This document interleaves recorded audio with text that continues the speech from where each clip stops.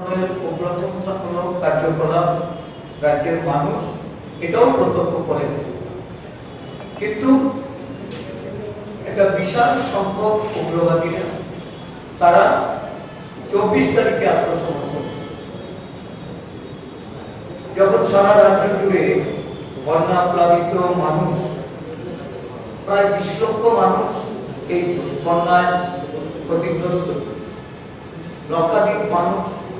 শিবিরবাসী, 37 জন মানুষ বন্যা ও ধসে মৃত্যুবরণ করেছে এবং রাজ্যের বহু জায়গায় ধসে এবং প্লাবনে সরকারি বক্তব্য অনুযায়ী 15,000 কোটি টাকার উপর ক্ষয়ক্ষতি হয়েছে, যদিও এই সংখ্যাটা আরো অনেক বেশি। সাধারণ মানুষ থেকে শুরু করে আর্থের সেবা, বিরোধী রাজনৈতিক দল তারা মানুষের পাশে গেছে, সহায়তা করেছে। এই প্রাণ কার্য থেকে মানুষকে কিভাবে সহায়তা করা যায় সব বিষয়ে এই রাজ্যের একটা বিরাট অংশের মানুষের ব্যক্তিগত পর্যায়ে অংশগ্রহণ ছিল। যদিও সরকারি প্রশাসন তার দায়িত্ব নিয়ে তারা প্রয়াস নিয়েছে, কিন্তু এটা প্রয়োজনের তুলনায় অত্যন্ত এমন অবস্থায় রাজ্যের মুখ্যমন্ত্রী দিল্লি গেলেন, ভোট স্বাক্ষর করলেন। রাজ্যের বানভাসীদের জন্য রাজ্যবাসী জানতে পারেনি বা শুনতে পায়নি যে কোনো রাজ্য সরকারের তরফ থেকে কোনো পদক্ষেপ বা কেন্দ্রীয় সরকারের পক্ষ থেকে এই রাজ্যের মানুষের জন্য কোনো ধরনের কোনো পদক্ষেপ। আমরা লক্ষ্য করলাম যে যারা সারেন্ডার করল সংখ্যা যার অনুযায়ী, সেখানে বর্তমানে বিভিন্ন উগ্রবাদী সংগঠনগুলি তারা যে ধরনের আধুনিক অস্ত্র ব্যবহার করে অস্ত্রশস্ত্র যে জমা করেছে, বলা চলে যে সংখ্যা অনুপাতে সেখানে অস্ত্রশস্ত্রের ফলন এড়িয়ে জনগণের প্রশ্ন হচ্ছে। উগ্রপন্থী কার্যকলাপে যদি যুক্ত থাকে তাহলে ভারতীয় প্রশাসন বা পুলিশের রেকর্ড তাদের মধ্যে কতজনের বিরুদ্ধে সুনির্দিষ্ট মামলা ছিল বা কি ধরনের উগ্রপন্থা কার্যকলাপের সঙ্গে তারা যুক্ত ছিলেন, এটা কেউ জানবে না। এত বড় একটা প্যাকেজ যখন রাজ্যবাসী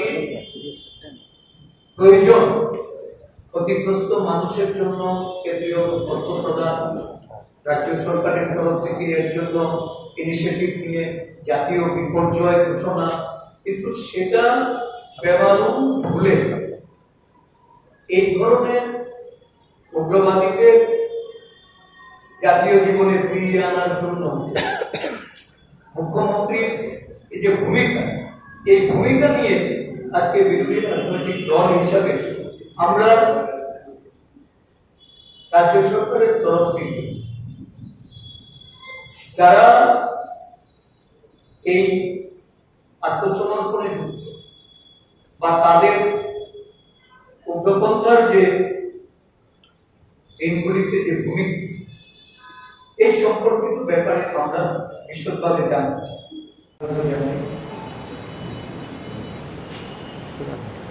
ভারতীয় জাতীয় কংগ্রেস গোড়া থেকে তার যে মূল ভিত্তি, আমরা বিচ্ছিন্নতাবাদ, সন্ত্রাসবাদ, উগ্রবাদের বিরোধী এবং দেশ পরিচালনার ক্ষেত্রে এই নীতিতে বিশ্বাস থেকে আমাদের বহু ত্যাগ প্রতীক্ষার সম্মুখীন হতে হয়েছে। আমরা মহাত্মা গান্ধীকে হারিয়েছি, আমরা ইন্দিরা গান্ধীকে হারিয়েছি, আমরা রাজীব গান্ধীকে হারিয়েছি। সন্ত্রাসবাদ, বিচ্ছিন্নতাবাদের, উগ্রবাদের বিরুদ্ধে লড়াই করতে গিয়ে আমাদের এই তিনজন মহান নেতা সহ বহু কংগ্রেস দলের নেতা কর্মীদের তাদের আত্মহত্যা দিতে হয়েছে, তাদের সন্ত্রাসবাদী উগ্রবাদীদের হাতে তারা প্রাণ বিসর্জন দিয়েছে। আমরা বিশ্বাস করি যে উগ্রবাদ পরিহার করে শান্তি সমৃদ্ধির পথে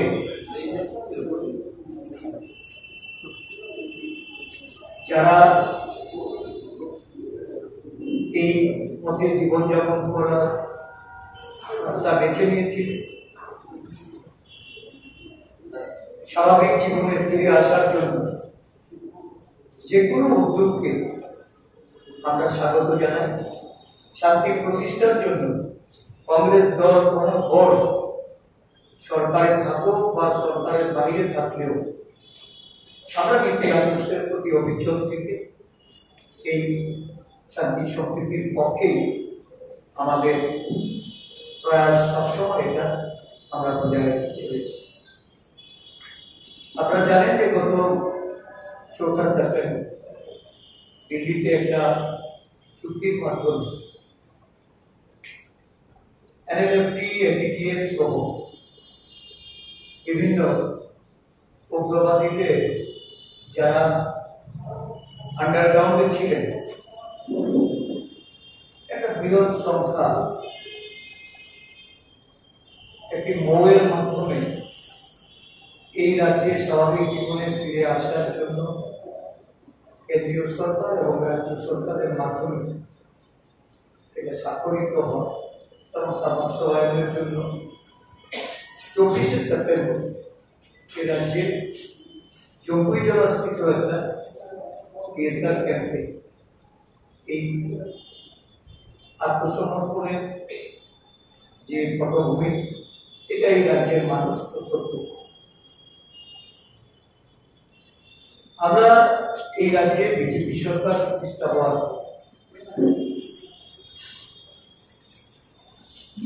তৎকালীন মুখ্যমন্ত্রী বিপ্লব কুমার দেব, যিনি একসময় ঘোষণা দিয়ে বলেছিলেন এই রাজ্যে উগ্রপন্থী বা উগ্রপন্থা তখন কোনো কার্যক্রম এগুলি সম্পূর্ণরূপে এটা নিশ্চিহ্ন হয়ে এই রাজ্যে উগ্রপন্থীরা অবশিষ্ট নেই এবং এটা বর্তমান যে মুখ্যমন্ত্রী অকপটে উনিও এটা স্বীকার করেন বা তৎকালীন সময়ে শাসক দল বা অন্য কোন সংগঠনের পক্ষ থেকে এই ধরনের এই দাবির বিরোধিতায় কোনো আমরা বক্তব্য আমরা শুনতে পাই। তো স্বাভাবিকভাবে হঠাৎ করে যখন একটা 584 জনে বিভিন্ন উগ্রবাদী দলের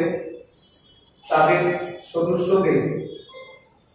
আত্মসমর্পণ করার বিষয়টি সম্মুখে আসে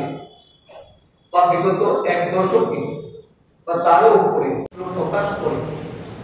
এটা পরিষ্কার করা বিভিন্ন সময়ে উগ্রপন্থার কারণে জাতি উপজাতি বিভিন্ন অংশের মানুষ যারা উদ্বাস্ত হয়েছে, বাস্তুচ্যুত হয়েছে, নানা জায়গা থেকে যাদেরকে বাড়িঘর বিষয় সম্পত্তি সমস্ত পেশাগত তাদের যে কাজের সঙ্গে তারা যুক্ত ছিলেন সেগুলি ফেলে যারা চলে এসছে বিভিন্ন জায়গায় আজকে বিক্ষিপ্তভাবে তারা দারিদ্রতার সঙ্গে লড়াই করে জীবনযাপন করছেন। সেই সমস্ত ব্যক্তিগুলি তারা বিভিন্ন সময়ে আন্দোলন করে তারা মুখ্যমন্ত্রী সমীপে এসে তাদের দুর্দশার কথা তুলে ধরলেও তাদের সম্পর্কে কেন কেন্দ্রীয় সরকার বা রাজ্য সরকারের পক্ষ থেকে কোনো পদক্ষেপ নেই? কেন তাদের জন্য কোনো প্যাকেজ ঘোষণা হয় না? কেন ওই মানুষগুলিকে পুনর্বাসনের জন্য রাজ্য সরকার কোনো পদক্ষেপ গ্রহণ করবে? আমরা জাতীয় কংগ্রেস দলের ত্রিপুরা শাখার পক্ষ থেকে আমরা দাবি জানাচ্ছি অবিলম্বে এই উদ্বাস্তু পরিবার যারা কয়েক দশক ধরে রাজ্যের বিভিন্ন জায়গায় বসবাস করছেন, যাদের জমি জমা বাড়ি ঘর থাকা সত্ত্বেও উদ্বাস্তু হওয়ার কারণে, তারা বাড়ি ঘর ফেলে চলে আসার কারণে তাদের প্রভূত ক্ষতি হয়েছে, তাদেরকে পুনর্বাসন দেওয়ার ব্যবস্থা করা হোক। তাদেরকেও অনুরূপ প্যাকেজ এর মাধ্যমে তাদের ক্ষয়ক্ষতি নিরূপণ করে তাদেরকে আর্থিক সহায়তা প্রদান করা। এটা আমাদের দলের পক্ষ থেকে আমরা এই দাবি জানাচ্ছি। সরকার অবিলম্বে শ্বেতপত্র প্রকাশ করুন। সরকার এই বিষয়ে উদ্বাস্তুদের তাদের স্থায়ী বাসস্থানে তাদের আর্থিক প্যাকেজের মাধ্যমে অর্থনৈতিকভাবে তাদেরকে যেন সহায়তা করা হয়। সারা রাজ্য জুড়ে এই ধরনের ঘটনার পরিপ্রেক্ষিতে একটা অসন্তোষ, ক্ষোভ জাতি উপজাতি উভয় অংশের মানুষের মধ্যে এটা আজকে আমরা অনুভব করছি। বহু মানুষ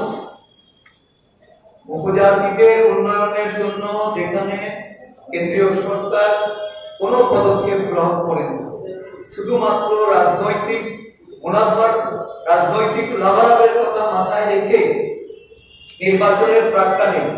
নানা ধরনের লোভনীয় ঘোষণার মাধ্যমে আদিবাসী সমাজকে যারা বিক্রয় করে চলেছে, আজকে আদিবাসী সমাজ ধীরে ধীরে তারা বুঝতে পেরেছে যে এই সরকার আসলে তারা উত্তর পূর্বাঞ্চলের অষ্টলক্ষ্মীর কথা বলে, তারা উত্তর পূর্বাঞ্চলের পূর্বোদয়ের কথা বলে, আর ত্রিপুরা রাজ্যে